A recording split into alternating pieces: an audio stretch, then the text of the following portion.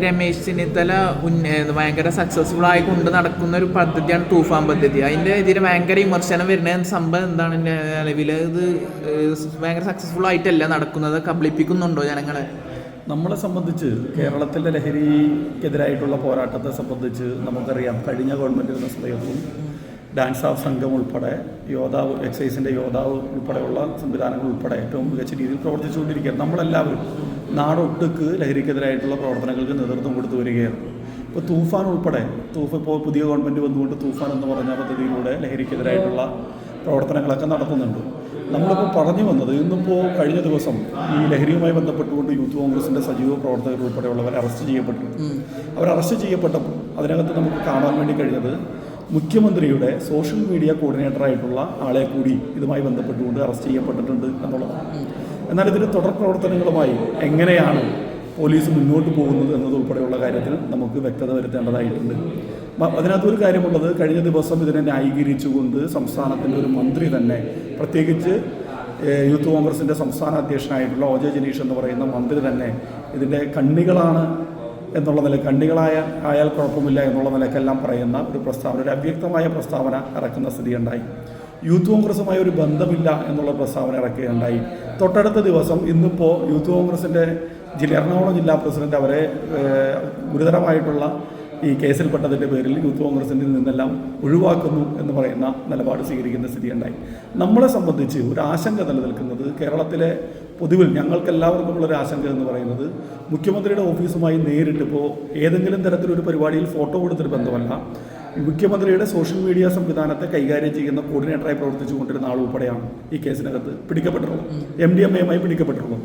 അപ്പോൾ ഇവരെ പിടിക്കുമ്പോൾ ഇതിനകത്ത് ഇവരുടെ ഇടപെടലുകൾ ഇല്ലാത്ത രീതിയിൽ മുഖ്യമന്ത്രിയുടെ ഓഫീസുമായിട്ടുള്ള ബന്ധം ഉൾപ്പെടെ കൃത്യമായി അന്വേഷിക്കണം എന്നുള്ളതാണ് നമ്മൾ ഉന്നയിക്കുന്നത്.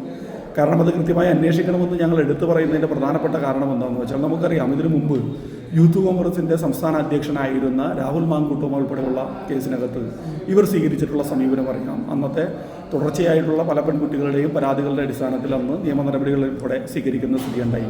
പക്ഷേ ഇപ്പോൾ കോൺഗ്രസ് നേതൃത്വം ഉൾപ്പെടെയുള്ളവർ സ്വീകരിക്കുന്ന നിലപാട് അദ്ദേഹത്തെ വെളുപ്പിക്കുന്ന നിലപാടാണ് ഇപ്പോൾ സ്വീകരിച്ചുകൊണ്ടിരിക്കുന്നത്. സ്വാഭാവികമായിട്ടും വി ഡി സതീശനുമായി പറയപ്പെടുന്ന ബന്ധമല്ല, ഏതെങ്കിലും പരിപാടിക്ക് ഫോട്ടോ എടുത്ത ബന്ധമല്ല. വി ഡി സതീശൻ്റെ വീട്ടിൽ പോകുന്നു, ഓഫീസിൽ കയറി ചെല്ലാനുള്ള പെർമിഷൻ, വീട്ടിൽ കയറി ചെല്ലാനുള്ള പെർമിഷൻ, തുടർച്ചയായി ഇവരുടെ എല്ലാ വീടുകളിൽ വി ഡി സതീശൻ ചെല്ലുന്ന അനുഭവങ്ങൾ ഉൾപ്പെടെ സോഷ്യൽ മീഡിയയിലൂടെ ഇപ്പോൾ പ്രചരിക്കുന്നുണ്ട്.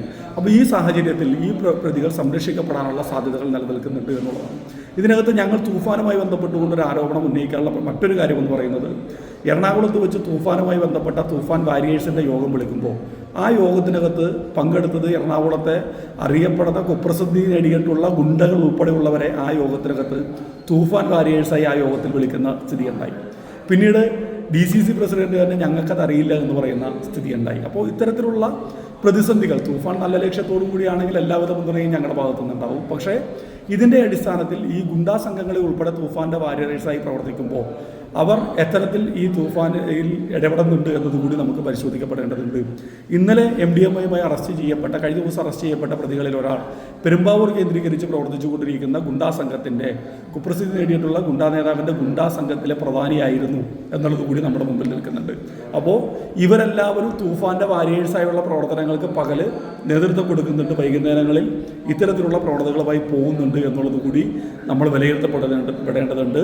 ശക്തമായിട്ടുള്ള അന്വേഷണം, മുഖ്യമന്ത്രിയുടെ ഓഫീസുമായി ഏതെങ്കിലും തരത്തിലുള്ള ബന്ധമുണ്ട് എന്നതുൾപ്പെടെയുള്ള അന്വേഷണങ്ങൾ നമുക്ക് നടത്തേണ്ടതുണ്ട് എന്നുള്ളതാണ് ഞങ്ങൾക്ക് പറയാനുള്ളത്.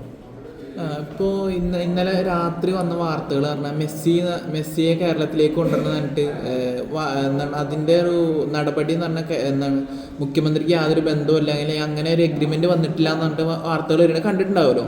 അതിനെക്കുറിച്ച് എന്താ പറയാനുള്ളത്? മെസ്സിയുമായി ബന്ധപ്പെട്ടുകൊണ്ട് വരുന്ന വാർത്തകൾ, ഇപ്പോൾ വരുന്ന വാർത്തകൾക്കകത്ത് നമുക്ക് വളരെ ക്ലിയറാണ്.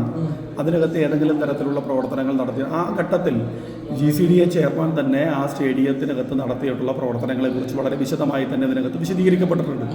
അതോടൊപ്പം തന്നെ അവരെ കൊണ്ടുവരുന്നതിന് വേണ്ടിയിട്ട് നടത്തിയിട്ടുള്ള ശ്രമങ്ങളെക്കുറിച്ച് അന്നത്തെ കായിക വകുപ്പ് മന്ത്രിയും വളരെ വിശദമായി തന്നെ അന്ന് രേഖപ്പെടുത്തിയിട്ടുണ്ട്. പക്ഷേ ഇന്നിപ്പോൾ ആരോപണം ഉന്നയിക്കുന്നവർ അതിൻ്റെ യഥാർത്ഥ വസ്തുതകളോ കണക്കുകളോ വെച്ചുകൊണ്ടുള്ള ഒരു വിശദീകരണത്തിന് തയ്യാറായിട്ടില്ല. കോടികളുടെ തട്ടിപ്പ് നടത്തി എന്നേ പറയുന്നുള്ളൂ. പക്ഷേ അതിനെക്കുറിച്ചൊരു കൃത്യമായ വിശദീകരണം അതിനകത്ത് തരാൻ വേണ്ടി കഴിഞ്ഞിട്ടില്ല എന്നുള്ളത് കാണണം. അവർ കൃത്യമായി കണക്കുകൾ പറയട്ടെ. സ്വാഭാവികമായിട്ടും അന്നുണ്ടായ സംഭവങ്ങളെക്കുറിച്ച് വിശദീകരിക്കാൻ പറ്റിയ അതിനകത്ത് ഇൻവോൾവ് ചെയ്തിട്ടുള്ള ആളുകൾ ഇവിടെയുണ്ട്. അവർ കൃത്യമായി തന്നെ അതിനകത്ത് മറുപടി പറയും എന്നുള്ളതിനകത്ത് യാതൊരുവിധ ആശങ്കയും വേണ്ട എന്നുള്ളതാണ്. അതോടൊപ്പം തന്നെ നമുക്കിപ്പോൾ ഇന്നത്തെ ഈ നേരത്തെ പറഞ്ഞ ലഹരി കേസുമായി ഉൾപ്പെടെ നമുക്ക് ശ്രദ്ധയിൽപ്പെടുത്തേണ്ട മറ്റൊരു കാര്യമെന്ന് പറയുന്നത് രാജ്യത്തിൻ്റെ പ്രധാനമന്ത്രി സ്വീകരിക്കുന്ന അതേ നിലപാടുകൾ കൂടി കേരളത്തിൻ്റെ മുഖ്യമന്ത്രി സ്വീകരിക്കപ്പെടുന്നുണ്ട് എന്നുള്ളതാണ്. കാരണം നേരത്തെ ഈ ലഹരി കേസുമായി ബന്ധപ്പെട്ടുകൊണ്ട് റിപ്പോർട്ട് ചെയ്ത മാധ്യമങ്ങളുടെ കൊണ്ടുവരെ ആ വാർത്തകൾ മുക്കിക്കുന്ന സ്ഥിതിയുണ്ടായി.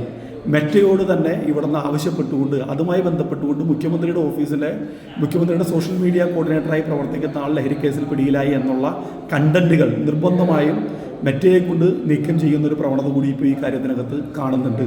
അതിന് അതീവ ഗൗരവകരമായി തന്നെ നമുക്ക് കാണേണ്ടതുണ്ട്. ഈ സോഷ്യൽ മീഡിയയിലൂടെയെല്ലാം സ്വതന്ത്രമായി പറയാൻ കഴിയുന്ന സാധ്യതകളെ ഇത് നമ്മുടെ രാജ്യത്തിനകത്ത് ഇപ്പോൾ നേരത്തെ ഈ വിദ്യാർത്ഥി സമരവുമായി ബന്ധപ്പെട്ടുകൊണ്ടെല്ലാം നമ്മൾ നേരത്തെ കണ്ടുകൊണ്ടിരിക്കുന്നതാണ്. അപ്പോൾ അത് തന്നെ ആവർത്തനം നമ്മുടെ കേരളത്തിലേക്കും വരുന്നുണ്ട് എന്നതുകൂടി ഗൗരവകരമായി നമ്മൾ ചർച്ച ചെയ്യണം എന്നുള്ളതാണ് ഞങ്ങൾ പറയുന്നത്. ഈ 2 മാസത്തിലേക്ക് കടക്കുമ്പോൾ വി.ഡി. സതീശൻ ഭരണത്തെക്കുറിച്ച് 2 വാക്ക് എന്ന് പറയാൻ പറ്റുന്നത് എന്താണ്? എങ്ങനെ പോകുന്നു, അല്ലെങ്കിൽ എന്താ പറയാനുള്ളത് കേരളത്തിൻ്റെ അവസ്ഥയെക്കുറിച്ച്? കേരളത്തിൻ്റെ അവസ്ഥയെക്കുറിച്ച് പറയാനുമ്പോൾ വളരെ സിമ്പിളായി തന്നെ നമുക്കത് പറയാം. വേറൊന്നുമല്ല, ഇത്രയധികം മാധ്യമ പരിലാളനയോടുകൂടി വീരപരിവേഷം കിട്ടി കേരളത്തിൻ്റെ മുഖ്യമന്ത്രിയായ ഒരാളാണ് സതീശൻ. എനിക്ക് തോന്നുന്നു ഇത്രയധികം പരിലാളന മുഖ്യമന്ത്രി ആവുന്നവരെ തെരഞ്ഞെടുപ്പിന് മുമ്പും തെരഞ്ഞെടുപ്പിന് ശേഷവും കിട്ടി ഒരാളുണ്ടാവില്ലായിരുന്നു.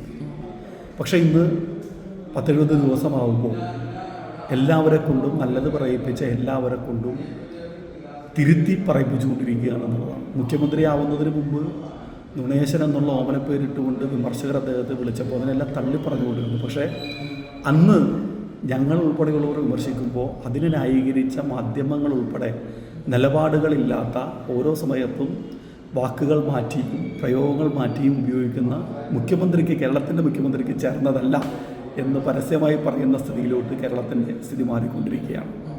കേരളം ഏറ്റവും അഭിമാനപൂർവ്വം പറഞ്ഞിരുന്ന കേരളത്തിൻ്റെ ആരോഗ്യ മേഖലയുടെ സ്ഥിതി എങ്ങനെയാണ് മാറിക്കൊണ്ടിരിക്കുന്നതെന്ന് എന്നുള്ളപ്പോൾ കണ്ടുകൊണ്ടിരിക്കുകയാണ്. നമ്മൾ വളരെ അഭിമാനത്തോടു കൂടിയും ഒരു ഘട്ടത്തിൽ അഹങ്കാരത്തോടു കൂടിയുമാണ് നമ്മുടെ പ്രാഥമിക ആരോഗ്യ കേന്ദ്രങ്ങളെ കുടുംബാരോഗ്യ കേന്ദ്രങ്ങളാക്കി മാറ്റിയതിനെക്കുറിച്ചും 24 മണിക്കൂറും ഡോക്ടർമാരുടെ സേവനം ഉൾപ്പെടെ ലഭ്യമാകുന്നതിനെക്കുറിച്ചും എല്ലാം പറഞ്ഞുകൊണ്ടിരുന്നത്. അങ്ങനെയുള്ള കേരളത്തിനകത്ത് നിന്ന് ഡോക്ടർമാരുടെ സേവനമില്ലാത്തതിൻ്റെ പേരിൽ കുടുംബാരോഗ്യ കേന്ദ്രങ്ങൾ അനിശ്ചിതകാലത്തേക്ക് പൂട്ടിയിടുന്നു എന്ന വാർത്തകൾ പുറത്തോട്ട് വന്നുകൊണ്ടിരിക്കുകയാണ്.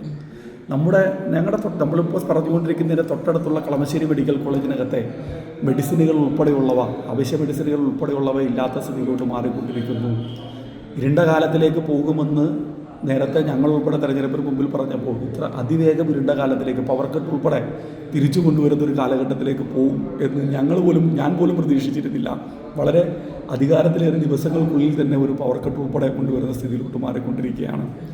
ക്ഷേമ പെൻഷനുകൾ നേരെ വീടുകളിൽ എത്തിച്ച് ഇതിൻ്റെ ഗുണഭോക്താക്കൾക്ക് 100% ലഭ്യമാകാൻ വേണ്ടിയിട്ടാണ് ക്ഷേമ പെൻഷനുകൾ വീട്ടിലെത്തിച്ചു കൊടുക്കാൻ വേണ്ടി തീരുമാനിച്ചിരുന്നത്. ബാങ്കുകളിൽ പോയി പൈസ എടുക്കാൻ കഴിയാത്ത സാധാരണക്കാരായിട്ടുള്ള മുതിർന്ന പൗരന്മാർക്ക് അവർക്ക് ഉപയോഗിക്കാൻ വേണ്ടിയിട്ട് കൃത്യമായി അവരുടെ കൈകളിൽ എത്തണമെന്ന കാഴ്ചപ്പാടോട് കൂടിയിട്ടാണ് ആ ക്ഷേമ പെൻഷനുകൾ വീടുകളിൽ എത്തിച്ചു കൊടുക്കാൻ വേണ്ടി തീരുമാനിച്ചത്. ഇന്നിപ്പോൾ അത് ബാങ്കിൽ തന്നെ തിരിച്ചാക്കുകയാണ്. പല കാരണങ്ങൾ പറഞ്ഞുകൊണ്ടാണ് തിരിച്ചാക്കുന്നത്. ബാങ്കിൽ പോയി സ്വയം പൈസ എടുക്കാൻ കഴിയാത്ത എത്രയോ വാർദ്ധക്യ പെൻഷൻ മേടിക്കുന്ന ആളുകൾ, എത്ര ലക്ഷക്കണക്കിന് ആളുകളെയാണ് അത് ബാധിക്കുന്നത് എന്നുള്ളത് കാണാം. ഇതിനു മുമ്പ് നമ്മുടെ മുമ്പിൽ മറ്റൊരു അനുഭവമുണ്ട്. ഗ്യാസിൻ്റെ വില കുറഞ്ഞപ്പോൾ അത് സബ്സിഡിയായി, നിങ്ങൾ കൂടുതൽ പൈസ അടക്കുന്നത് സബ്സിഡിയായി ബാങ്കിലേക്ക് വരും എന്ന് പറഞ്ഞ് രാജ്യത്തിൻ്റെ പ്രധാനമന്ത്രി രാജ്യത്തെ ജനങ്ങളെ പറ്റിച്ചൊരു അനുഭവം നമ്മുടെ മുമ്പിലുണ്ട്.